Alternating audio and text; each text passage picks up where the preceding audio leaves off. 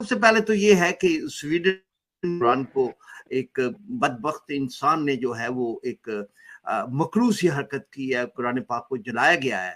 इसके लिए आज इमरजेंसी के तौर पे OIC की मीटिंग्स भी बुलाई गई है। सर, इस बारे में आप क्या कहेंगे? और दूसरी ये बात मैं आपसे ये करना चाहता हूँ कि मई 9 का वाक़या हुआ था और कोर कमांडर लाहौर जो थे उसमें जिना हाउस के नाम से मशहूर था।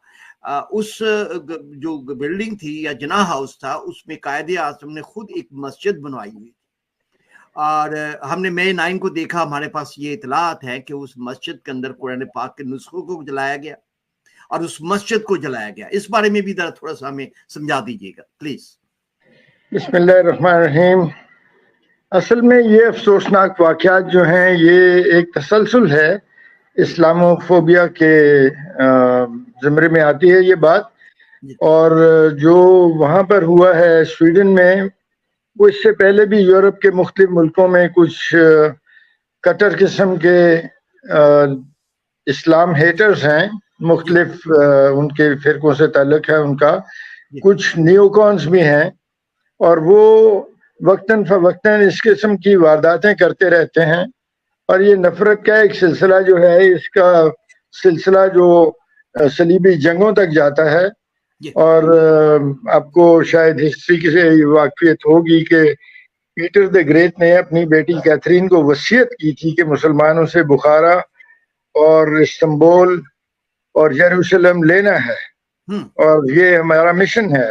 तो ये डेथ बेड की वसीयत थी और ये मेरा ख्याल है कि वो जो हेट्रेड अपनी सियासत को नफरत की बुनियाद पे चलाते हैं, उनकी तशफ़ी अब तक नहीं हुई। सल्तनत उस्मानिया भी टूट गई। कॉलोनाइजेशन के पीरियड में उन्होंने दुनिया के तमाम जो सरकर्दा या अहमियत के इलाके थे उन पे कब्जा भी किया।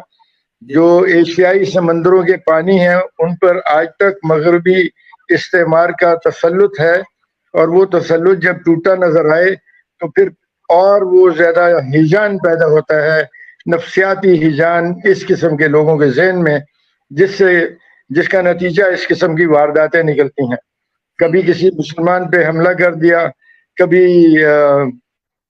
इस्लामी शायर की तौहीन कर डाली और वो ये समझते हैं कि इस तरह करके हम अपने मकासद पूरे करेंगे और मुसलमानों को और डिमोरलाइज करेंगे। लेकिन बातिल से दबने वाली बात नहीं है। ये उनको पता है कि इस्लाम एक आइडियोलॉजिकल फोर्स है और वो फोर्स अपनी logical reasoning and historical facts की बुनियाद पे फोर्स है। आइडियोलॉजी में स्ट्रेंथ है और वो स्ट्रेंथ लॉजिक की बुनियाद पर है। कुरान एक लॉजिक की किताब है, वो साइंस के साथ कॉन्फ्लिक्ट नहीं करता। और इस्लामिक आइडियोलॉजी या प्योर इस्लामिक रिलीजन को देखें जिसकी एक्चुअल बेसिस तो कुरान में है ना, कुरान पाक में हदीसें जो लिखी गई उनको भी हम मानते हैं। हमारे लिए सुन्नत जो है वो जान से ज्यादा अजीज है, लेकिन जो सोर्स है वो तो कुरानिक टीचिंग्स हैं और कुरानिक टीचिंग्स साइंटिफिक हैं, लॉजिकल हैं, उसमें कोई इलॉजिकल बात नहीं है। लेकिन इस आइडियोलॉजी की स्ट्रेंथ से उनको खौफ नजर आता है। वो मुसलमानों को दोबारा सर उठाता देखना नहीं चाहते। उनको तुर्की की रिसर्जेंस से भी खौफ है, उनको इस्लामी दुनिया के अंदर वेल्थ की फरावानी अरब दुनिया के अंदर उससे भी घबराहट है, उनको पाकिस्तान से भी घबराहट है कि पाकिस्तान तमाम दुनिया की मुखालफत के बावजूद और इकोनॉमिक स्ट्रेसेस के बावजूद जो आज तक हैं और आइडियोलॉजिकल इन्वेजन्स के बावजूद, डिसरप्शंस के बावजूद एक न्यूक्लियर पावर बन गया। और जरा नम हो तो ये मिट्टी बड़ी जरखेज है साथी, ये हमें तो पता ही है, अल्लामा इकबाल ने बताया है, लेकिन हमसे ज्यादा मैं समझता हूँ कि हमारे दुश्मनों को ये पता है कि जरा नम हुआ तो ये मिट्टी इतनी जरखेज है कि ये मुकाबले पे आन खड़ी होगी और इसको ज़ेर करना मुश्किल हो जाएगा। इस वजह से इस कॉम्प्लेक्स की वजह से ये हम इस्लामी शायर पे अटैक होते हैं। और मुसलमानों का ये रिवाज नहीं है, मुसलमानों की ये आदत नहीं है कि वो घटियापन का जवाब घटियापन से दें। मुसलमानों का तरीका यही रहा है कि हम दूसरे मज़ाहिब की भी रिस्पेक्ट करते हैं جی جی اور یہ ہمارا جو رواج اور ہمارا طریقہ یہ ہے، جی اور اس کے لیے ہم پروٹیسٹ تو بہرحال کرتے ہیں. ہم تمام انسانیت کا احترام کرنے والے فورمز کے اوپر اس کے خلاف احتجاج کرتے ہیں اور کریں گے، پرزور الفاظ میں اس کی مذمت کرتے ہیں. اور اگر ہم دنیا سے یہ مطالبہ کرتے ہیں کہ ایسا کرنے والے لوگوں کو ایسی سزائیں دی جائیں جو ڈیٹرنٹ ثابت ہوں اور آئندہ سے اس قسم کی کارروائی نہ کی جائے، ورنہ اس سے دنیا میں نفرت اور بڑھے گی، اور نفرت کے نتائج دنیا کئی بار دیکھ چکی ہے.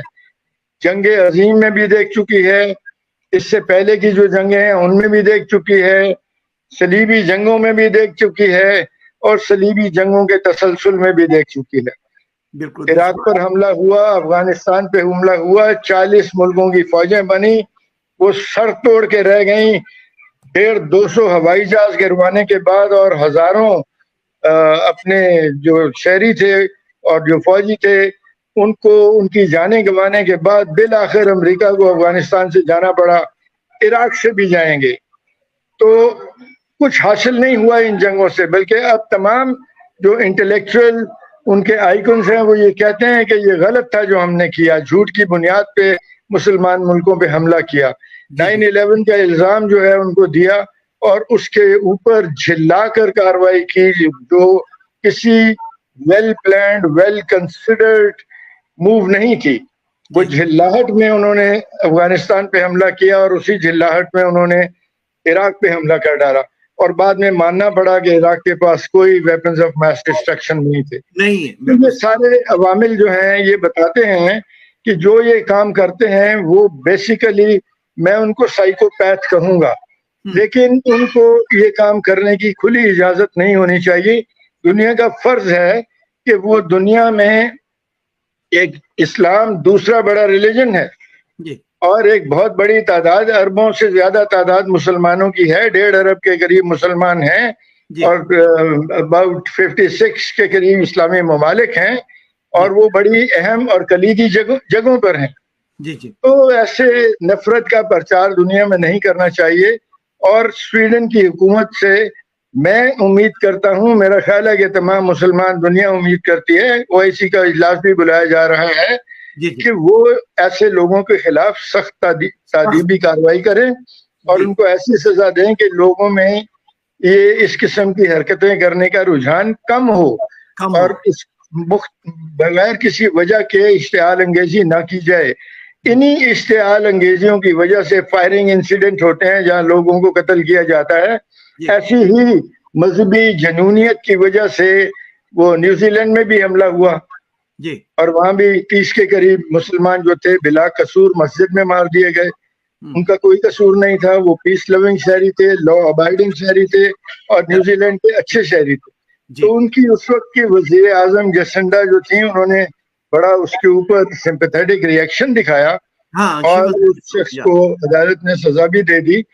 تو میں یہ سمجھتا ہوں کہ نیوزی لینڈ کا ایگزامپل سویڈن کو سامنے رکھنا چاہیے اور اس ایگزامپل کے مطابق مذہبی رواداری تمام دنیا کی ضرورت ہے، کوئی ایک مسلمانوں کی ضرورت نہیں ہے. آج جو آگ آپ دشمن کے گھر میں لگانا جا رہے ہیں کل یہ آپ کا دامن پکڑے گی، اور اس قسم کی جو کاروائیاں ہیں وہ نہیں ہونی چاہیے. دوسری بات آپ نے کی کہ اس وقت جو 9/11 پاکستان کا ہے اس کو ہم 5/9 کہتے ہیں، اور 9 مئی کی جو واردات ہے اس کا میں پہلے بھی کہہ چکا ہوں آپ کے پروگرام میں بھی اور دوسرے میڈیا فورم سے بھی میں نے یہی کہا ہے کہ اس وقت پاکستان کی پہلی قومی ترجیح ان لوگوں کو آئیڈینٹیفائی کر کے قرار واقعی سزا دینا ہے، کیونکہ یہ اب ہماری قوم کی ضرورت بن چکی ہے. یہ ہم کڑوا گھونٹ اگر ہم نہیں بھرتے تو پاکستان کے لیے مستقبل میں زیادہ مشکلات پیدا ہو جائیں گی. پاکستان کی سلامتی، سٹیبلٹی اور سیکیورٹی کا تقاضا ہے کہ ان لوگوں کو قرار واقعی سزا دی جائے بغیر کسی رو رعایت کے. میں تو اس حق میں ہوں کہ اس میں عورت ہونے، بچہ ہونے، جب بوڑھا ہونے کی جو رعایتیں ہیں وہ نہ دی جائیں جس نے یہ حرکت کی ہے. جی ہاں، اسی لیے فوجی ٹرائل بھی لازمی ہے، کیونکہ انہوں نے फौज के ऊपर हमला किया है और चुन के 200 के करीब जैसे फौज की मे 9 के वाक़े की तरफ एक सेकंड में आते हैं कि और इस वाक़े को जो है डॉक्टर साहब ब्रिगेडियर साहब ने तो बड़ी डिटेल के साथ जो इस्लामिक फोबी है उसके मुतल्लिक डिटेल दे दी है. If you like to add into that anything, you know. नहीं, मेरे ख्याल काफी बात इस पे हो गई है. इस्लामोफोबिया इज ए रियलिटी, मतलब उसके you have to live with it, और उसके साथ कैसे उसको डील करना है. वो जो मुसलमान यहाँ रहते हैं वेस्ट में, यूरोप में, अमेरिका में, कनाडा में, उनको ये है कि इसके साथ कैसे डील करना है. और रीच आउट का प्लान का होना बनाना चाहिए, लोगों को अंडरस्टैंडिंग होनी चाहिए, बताना चाहिए कि इस्लाम क्या है, व्हाट इस्लाम स्टैंड्स फॉर. और जो नफरत लोगों में पाई जाती है वो बहुत पुरानी है, जैसे बिगड़ी साहब भी कह रहे थे, कोई नई नहीं है.